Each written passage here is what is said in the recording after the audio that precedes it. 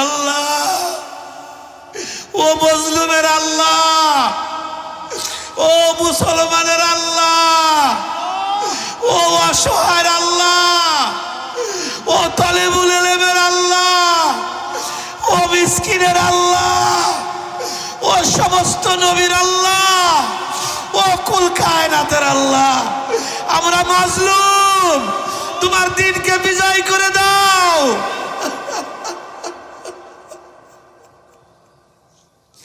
কবুল করে দাও, আজকের মজলিস কবুল করে দাও।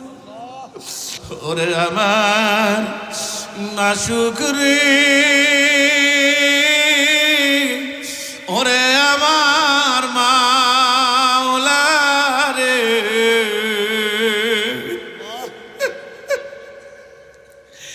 একা একা কেমনে থাকবো কবরে।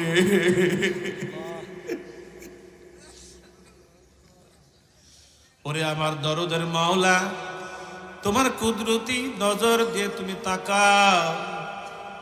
তোমার কত মাহবুব বান্দারা, শুরু দিয়ে মাহফিলটা কেন যেন এলোমেলো মনে হইতেছিল।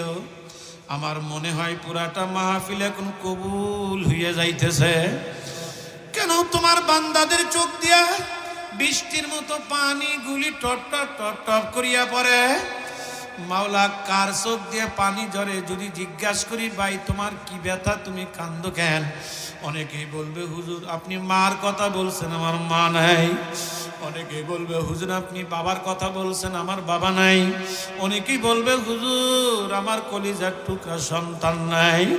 ওরে আমার মালিক রে, এই মাদ্রাসার পাশেই কবর, কে কলিজার টুকরা রে কবর দিয়া, কে মাকে কবর দিয়া, বাবারে কবর দিয়া এই মাহফিলের মধ্যে ইতিম হয়ে বইল।